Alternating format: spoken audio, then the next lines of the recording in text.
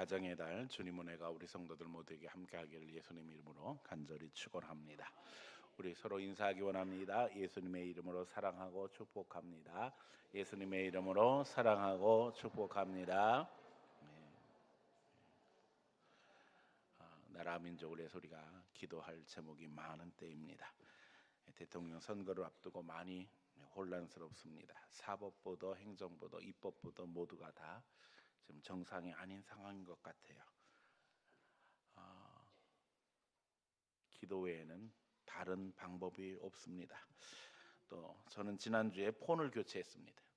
그동안 SK 사용했는데 해킹 사태 이후에 갑자기 이상한 증상들이 나타나는 것 같아서 폰을 교체했는데 어플마다 다시 깔고 인증하고 뭐 하다 보니까 하루 종일 정신이 없었습니다. 이것저것 혼란한 것이 많습니다. 그러나 중요한 것은 그런 혼란 속에서 하나님이 하나님의 일을 이루어 가신다는 거예요. 본문은 우리가 잘 아는 내용이죠. 너무나도 속상한 가정의 이야기로부터 시작됩니다. 역사적 배경은 사사기입니다. 그 시대의 특징을 성경은 이야기하기를 왕이 없으므로 어떻게 했다고요? 자기 소견에 옳은 대로 행했다. 지 맘대로 살았다는 거예요. 그런 역사적 배경 속에 사사기는 진행이 됩니다. 이제 흉년으로 인해 살 수 없게 되어져서 외국으로 간 가정이 다시 초라한 모습으로 고국을 향하는 내용이 우리가 아는 룻기서의 내용입니다. 나오미의 가정은 베들레헴에서 살고 있었습니다. 우리는 베들레헴 하면 제일 먼저 생각나는 게 뭐예요? 예수님이 태어나신 것. 그 이야기는 무엇과 통하냐면 이 나오미는 또 룻은 예수님의 조상이 되었다는 거예요. 그들은 흉년 중에 모압을 향해 가게 됩니다. 이 모압 땅과 베들레헴 사이에는 우리가 잘 아는 사해 바다가 있습니다. 그런데 이 사해 바다가 흉년이 되면 줄어듭니다. 물량이. 왜냐하면 흉년 드는 이유가 강수량이 적기 때문인데 강수량이 적어지면 사해 바다의 크기가 줄어듭니다. 그럼 어떤 일이 벌어지냐면 유대 땅에서 모압 땅으로 가는 게 쉬워지는 거예요. 멀리 돌아가야 되는데 이제 물이 줄어드니까 가까이 갈 수 있게 되어져요. 자, 이런 상황에서 베들레헴은 산지에 있고 모압 땅은 평지에 있으니까 베들레헴에서 내려다 보이는 거예요. 여긴 지금 흉년 들어서 어려운데 저쪽 땅에는 푸른 풀이 보이고 뭔가 좀 농사가 잘 되는 것 같으면 어떤 마음이 들어요? 유혹이 오잖아요. 그래서 결국에는 떠날 수뿐이 없는 거예요. 아, 저 땅은 좀 그래도 살만한가 보다. 이런 기대를 가지고 나오미의 가정이 모압을 향하게 되었고 이제 모압에서 새로운 출발을 하게 됩니다. 하지만 행복도 잠깐이었고 외국에 나가 두 아들이 결혼을 해서 가정을 이루지만 결국에는 오늘 본문 앞에 부분에서 이야기하는 것처럼 아버지도 죽고 두 아들도 죽어 그 가정에는 과부 3명만 남게 되어집니다. 결국 나오미는 결단하지 않을 수 없었습니다. 두 며느리를 돌려보내고 다시 고향으로 돌아가야 되겠다 계획을 세우며 이제 두 며느리들에게 돌아가라고 이야기하는 것이 오늘 본문의 이야기입니다. 그런데 오르반은 시어머니의 이야기를 듣고 떠나갔어요. 그런데 떠나가지 않은 다른 며느리가 있었는데 그 며느리가 바로 룻이고 룻기서의 주인공이죠. 여기 이 룻은 우리가 아는 것처럼 하나님 나라를 세우는 주역이 되어줍니다. 약한 자를 들어서 강한 자를 부끄럽게 하시는 하나님, 나중된 자로 먼저 되게 하시는 분이 하나님이시죠. 모압 여인이었던 룻이 자기 시모 나오미를 따라 나섬으로 말미암아 이제 베들레헴에 정착하게 되어질 때 하나님께서는 이 룻에게 복을 주셨고 결국 예수 그리스도의 조상이 되게 하심으로 말미암아 하나님 나라의 중요한 역사를 이루는 인물이 되게 하시는 것을 보게 되었습니다. 저는 어버이 주일에 부모에게 순종함으로 땅에서 잘되고 장수하리라 하신 하나님의 말씀이 우리의 축복이 되기를 소원하며 하나님 나라를 세우는 가정이라는 제목으로 말씀을 증거하려고 합니다. 이 말씀 증거할 때 가정마다 새 소망과 기쁨 넘치기를 소원하고 그 가운데 주님이 주시는 평안과 위로가 날마다 함께하기를 예수님 이름으로 간절히 축원합니다. 첫 번째, 절망 속에 십자가를 지자는 겁니다. 소망 없는 나오미. 오늘 성경에 보니까 나오미가 자기를 향해서 나오미라 하지 말고 뭐라고 그러라고 그래요? 말하라. 예. 더 이상 이제 나오미라는 말, 기쁨과 즐거움 이건 다 떠나갔다는 거예요. 이제는 슬픔, 괴로움, 고통만 남아서 나는 말하다. 말하는 쓰다, 고통스럽다는 뜻 아니에요. 그야말로 절망적인 상황에 나오미는 놓이게 되어지고, 그런데 그 나오미를 따라서 나서는 룻이 하나님의 은혜를 누리게 되는 것을 봅니다. 룻이 말하지요. 어머니의 하나님이 나의 하나님이 되고 어머니의 백성이 나의 백성이 될 것입니다. 내가 죽는 것 외에 어머니를 떠나는 일은 결단코 없을 것입니다. 여러분, 이게 십자가의 길입니다. 이스라엘 중에 이방인은 진짜 별 볼 일 없는 존재입니다. 모압 족속, 암몬 족속은 아예 성경에 기록되기를 여호와의 청회에 들어오지 못한다 이렇게 기록된 민족이에요. 다시 말하면 사람으로 대접받지 못하는 족속이었어요. 더욱이 남성의 노동력에 경제 활동을 의지하고 있던 시대에 남자가 없는 가정에 두 여인이 살아간다는 것은 현실적으로 불가능한 일이었습니다. 결국 십자가를 자초하는 일이에요. 나오미는 누구보다도 현실을 잘 알았어요. 그래서 자기 고향으로 며느리들을 돌려보내고 자기는 고향을 향하게 되는 거예요. 나오미는 이스라엘의 법을 이야기하면서 절망적인 상황을 설명합니다. 이스라엘의 법에는 이제 형이 자식 없이 죽으면 그 형수를 시동생이 취해서 결혼해서 그 형의 집안을 대를 잇게 하는 그런 법이 있었단 말이에요. 자, 그러려면 시어머니가 젊어서 동생을 낳아줘야 되는데 나오미가 하는 말이에요. 내가 이제 남편도 없고 나이도 많은데 언제 자식 낳아서 네 남편을 만들어 주겠느냐. 그러니까 법적인 가능성은 절대 없다는 거예요. 그러니까 이 가정에 있어봤자 소망이 없으니까 어떡하라고요? 떠나라. 오르반은 그 말을 듣고 얼른 알아차리고 자기 친정으로 가는 거예요. 그런데 룻은 세상 말로 이야기하면 미련하게 자기 시어머니를 버리지 못하고 따라 나섭니다. 오르반은 지극히 상식적이에요. 하지만 룻은 고생길을 택해요. 여러분, 이게 십자가의 길입니다. 십자가가 어디 멀리 딴 데 있는 것이 아니라 내 가정 안에 십자가가 있어요. 내가 가는 길에 십자가가 있다니까요. 세상 사람들은 영악하게 편한 길, 쉬운 길 찾기를 원하지만 우리는 하나님의 사랑을 생각하고 뜻을 생각하기 때문에 어렵고 힘들어도 내가 할 도리를 찾아가는 겁니다. 이게 그리스도인의 도리인 줄로 믿습니다.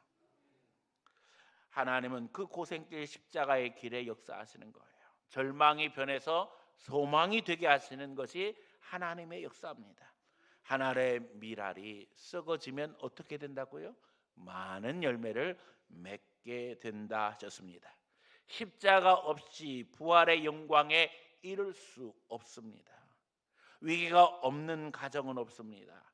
가정을 지켜나가는 게 쉬운 일이 아니라니까요.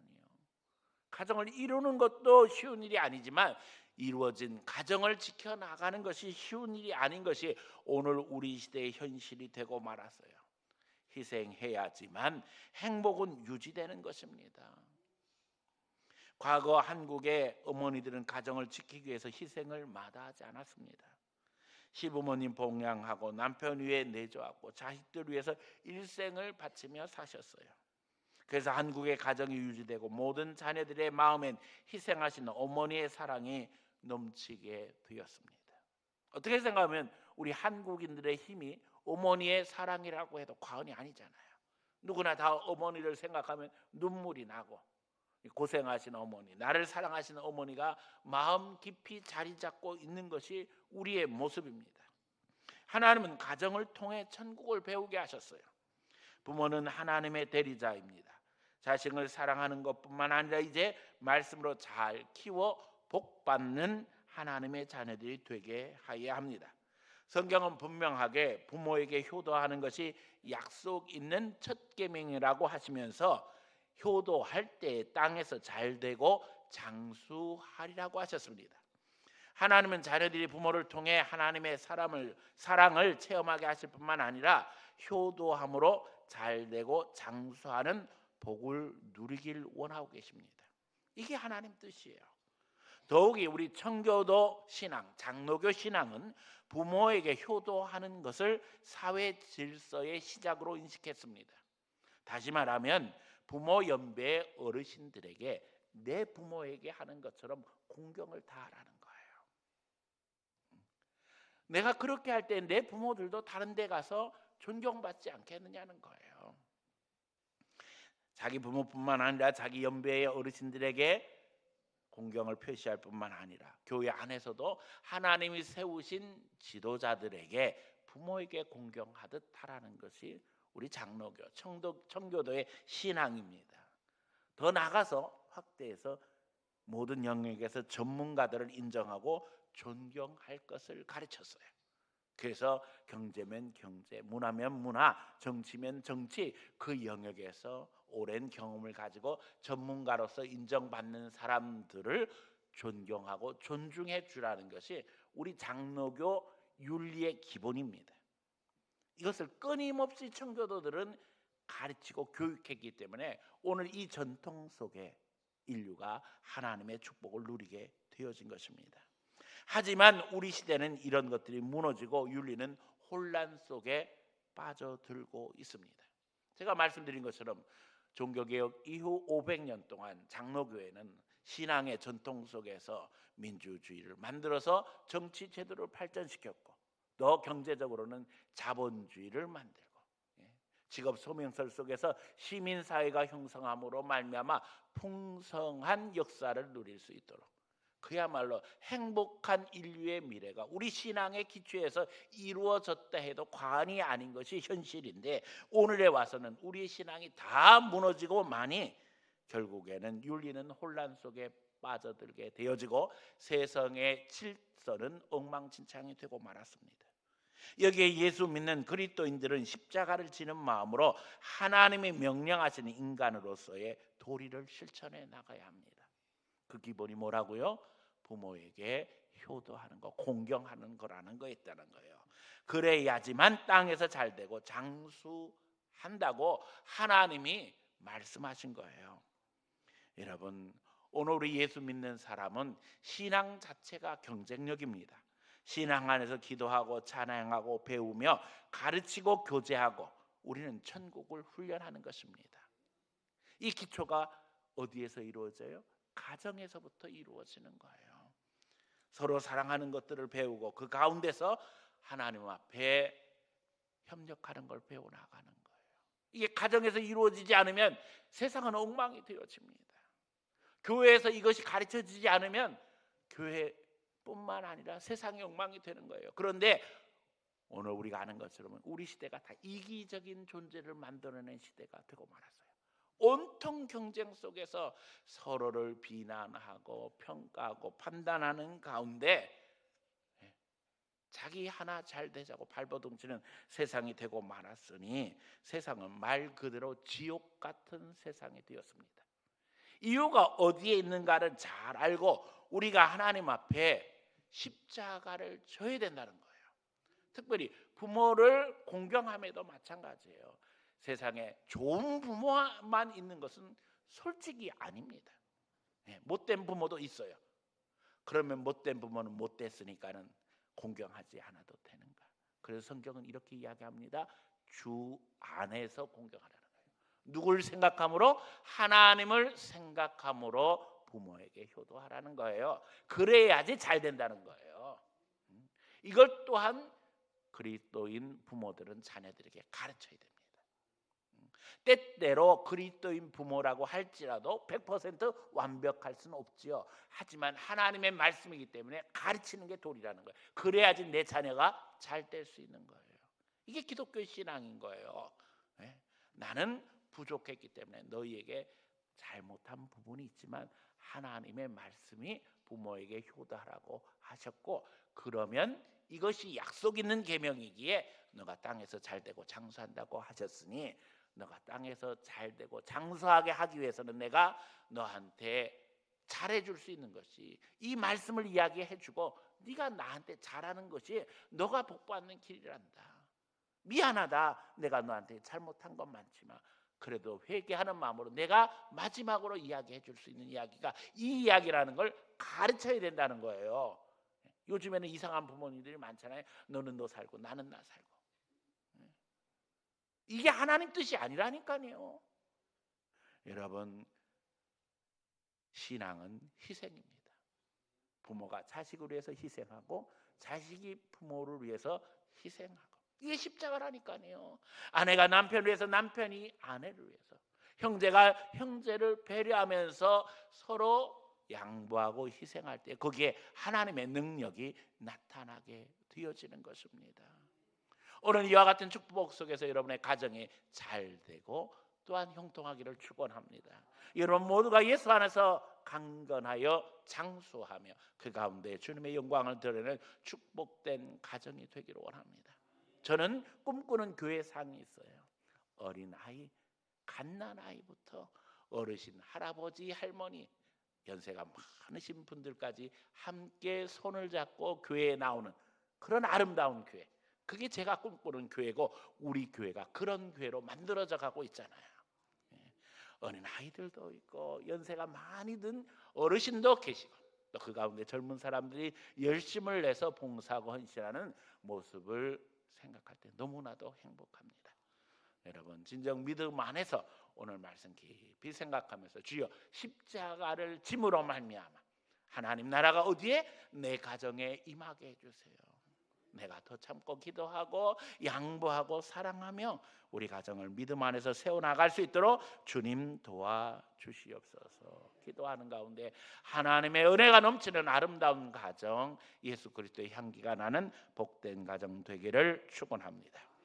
두 번째, 말씀 속에 길이 있습니다. 롯은 생계를 위해서 이제 밭에 가서 이삭을 줍는 일을 합니다. 그런데 그때에 롯을 도와주는 보아스라는 유력자가 등장합니다. 그런데 사실 알고 보니까 이 사람은 롯과 친척 관계인 거예요. 이제 나오미가 롯에게 기업을 회복시키는 것에 대해 이야기합니다. 이게 복음이에요. 희년규례. 이스라엘 백성들에게는 어느 나라에도 없는 희년법이 있어요. 희년이라는 것은 50년에 한 번씩 오는 기회인데 이때가 되어지면 빚진 자는 탕감받게 되어지고 땅을 팔았던 사람은 다시 그 땅을 회복할 수 있는 권리가 주어지는 거예요. 물론 대가가 없는 것은 아닙니다. 그럼에도 불구하고 일생에 한 번 희년을 맞이하게 되어지면 모든 삶이 새롭게 세팅될 수 있는 기회가 주어지는 거예요. 이유인즉슨 이스라엘 백성들이 가나안 정복할 때 하나님께서 각각 기업으로 가정마다 땅을 나누어 주도록 하게 하시는데 전제가 이 법이었던 거예요. 땅은 다 하나님의 것이란다. 그러니 너희가 살면서 경제적으로 어려운 일을 만나서 다른 사람에게 팔아도 그 땅은 하나님의 땅이기에 본래 내가 나누어 주었던 그 지파, 그 집안 자손들에게 다시 돌아갈 수 있도록 해라. 50년에 한 번씩. 이게 희년법인 거예요. 이 희년규례에 대해서 나오미가 룻에게 이야기합니다. 이 희년규례가 있어서 기업을 회복할 수 있는 기회가 우리에게 오게 될 터인데 이 기업을 회복할 수 있는 사람이 아무나 할 수 있는 것은 아니고 우리하고 가까운 친척 중에 이 기업을 물을 수 있는 자격 있는 자가 있다는 거예요. 그러면서 보아스를 추천하지요. 네가 보아스와 재혼을 해서 우리 집안을 다시 일으켰으면 좋겠다. 이때 회복의 역사가 일어나게 되어지고 결국 우리가 아는 것처럼 보아스와 룻이 결혼함으로 말미암아 새로운 축복이 시작되게 되어집니다. 그런데 성경을 우리가 룻기서를 읽어보게 되어지면 본래는 이 자격을 가진 선순위의 사람이 한 사람 더 있었어요. 이 나오미의 집안을 일으킬 수 있는 자격이 있는 사람이 있었는데 이 사람은 자기에게 손해가 될까 해서 그것을 포기합니다. 그리고 그 증거로 율법을 따라 신발을 벗어놓고 맨발로 걸어가요. 네. 왜요? 나한테 손해되는 건 싫다는 거예요. 여러분, 오늘 우리가 수없이 많은 기회가 옴에도 불구하고 기회를 놓치는 이유는 분명합니다. 내게 손해가 될까 봐. 여러분, 예수 믿는 사람은 일부러 손해가 되는 길을 찾아 나서야 돼요. 누가 보고 계시기 때문에? 하나님이 보고 계시기 때문이에요. 예수님 말씀하셨잖아요. 너희가 다른 사람 도와줄 때에 어떡하라고요? 다시 내게 갚을 수 있는 사람 도와주지 말라는 거예요. 갚을 수 없는 사람에게 도와주라는 거예요. 그러면 누가 계산하신다고요? 하나님이 계산하신다는 거예요. 그런데 우리는 계속 머릿속으로 계산하는 거예요. 이렇게 하면 손해될 텐데 이건 피해가야지. 그런데 하나님은 거기에 축복의 기회를 만들고 계시는 거예요. 그 사람은 그냥 신발 벗고 떠나갔어요. 사람들이 뒤에서 뭐라고 그랬겠어요? 아이고, 저런 지박각도 못하는 인간이구나. 왜 기회를 놓쳐? 보아스는요 오히려 룻에게 감사하며 말해요. 내가 나이가 늙은데도 불구하고 나를 택했으니 감사하다는 거예요. 그런데 여러분, 하나님이 그럼에도 불구하고 그 가정에 아들을 주시잖아요. 결국 말씀 속에 길이 있습니다. 성경의 법을 따라서 그 말씀을 지키려고 발버둥 치는 자에게 하나님의 축복이 임하게 되어지는 거예요. 이 신년규례는 예수님의 메시지와 아주 직접적으로 연결되어져 있어요. 예수님께서 뭐라고 말씀하셨어요? 가난한 자는 부유하게 된다. 병든 자는 고침을 받는다. 귀신 들린 자는 자유함을 얻는다. 이게 하나님 나라 복음이에요. 그런데 이 하나님 나라의 모형이 바로 희년법이었던 거예요. 그 희년이 되어지면 사람들은 회복의 역사를 얻게 되어지는 거지요. 정치적으로도 사회적으로도 경제적으로도 다 회복되어져서 종된 자는 자유함을 얻게 되어지고 팔렸던 땅은 돌아오게 되어지고 예수님은 여기에 연결해서 억눌렸던 자들은 자유함을 얻게 되어지고 가난한 자가 복음 들음으로 말미암아 인생의 회복이 이루어지는 거. 이게 뭐라고요? 하나님 나라인 거예요. 오늘 주님의 은혜가 여기 룻을 통해 이루어짐으로 말미암아 그 가운데 주님의 은혜가 임하게 되는 것을 성경은 기록하고 있습니다.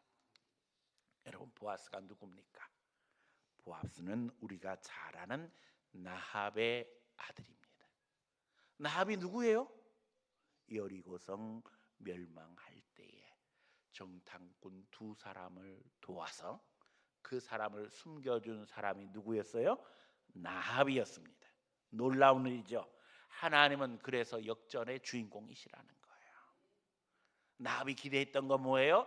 여리고성이 이제 하나님의 심판 속에 멸망할 터인데 어떻게 해서든지 나는 하나님을 믿고 내 가정까지 다 살려야 되겠다는 간절함이 있어서 그 정탐꾼들을 보호하면서 자기 목숨, 자기 집안을 구원해 줄 것을 강청하잖아요. 하나님 들어주셔야 안 들어주셔요? 들어주셨지요. 여기까지가 나합의 소원이에요. 그런데 하나님은 어떻게 역사하시는 거예요? 더 좋은 것으로.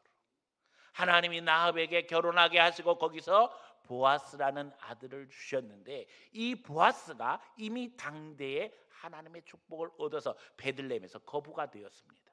그렇죠? 여기까지도 은혜스럽지요. 그런데 우리가 늘 이야기하는 것처럼 하나님은 어떤 분이라고요? 더 좋은 걸 주시는 분이에요. 이 보아스가 예수 그리스도의 조상이 되게 하시는 거예요.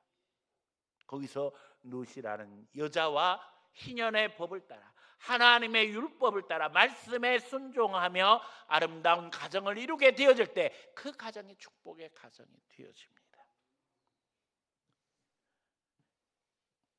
여기 룻도 마찬가지지요. 기대하는 게 뭐였어요? 그냥 어머니 따라가서 이 나이에 무슨 체혼을 하겠는가? 우리 어머니 나이 들어서 이제 얼마 살지 못할 텐데 우리 시어머니 따라가서 시어머니 잘 봉양하다가 내 인생도 거기서 끝나면 되지. 이게 룻의 생각이에요. 그가 무슨 베들레헴에 가서 좋은 신랑 만나가지고 내가 거기서 인생을 전환해가지고선 부자 돼가지고서는 내가 그냥 역사 속에 이름을 남기는 인물이 되겠다, 이런 생각 하나도 없었어요. 그냥 그 상황 속에서 우리 어머니 불쌍한데, 우리 시어머니 불쌍한데 가서 도와드려야지. 아주 순수한 마음이에요. 그런데 하나님 거기 역사하시는 거예요. 말씀 속에 길이 있습니다.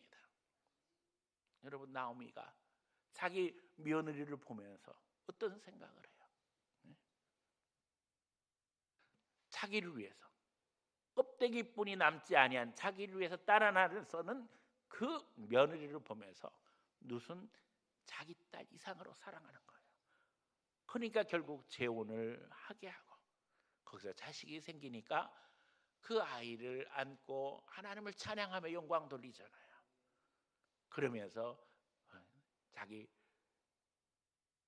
며느리를 축복하고 그 가운데 하나님 앞에 감사하는 것을 우리는 성경을 통해서 보게 되어집니다. 배려하는 보아스의 모습도 우리에게 도전이 되지요. 여기 룻이 가서 이제 볼이 추수 때에 그 떨어진 이삭을 줍습니다. 왜요? 먹고 살아야 되니까. 그런데 보아스가 룻의 정체를 알고는 뭐라고 이야기해요? 자기 하인들에게 일부러 더 떨리라는 거예요. 떨어뜨려라, 더 떨어뜨려라, 잘 주워갈 수 있도록. 그리고 다른 밭에 가서 쓰지 말고 여기서 주우라고 이야기해라. 모르겠어요. 처음부터 좀 마음에 들었는지 모르겠어요. 그러나 배려하는 마음이 분명히 있었다는 거예요. 오늘 우리가 이와 같기 원합니다.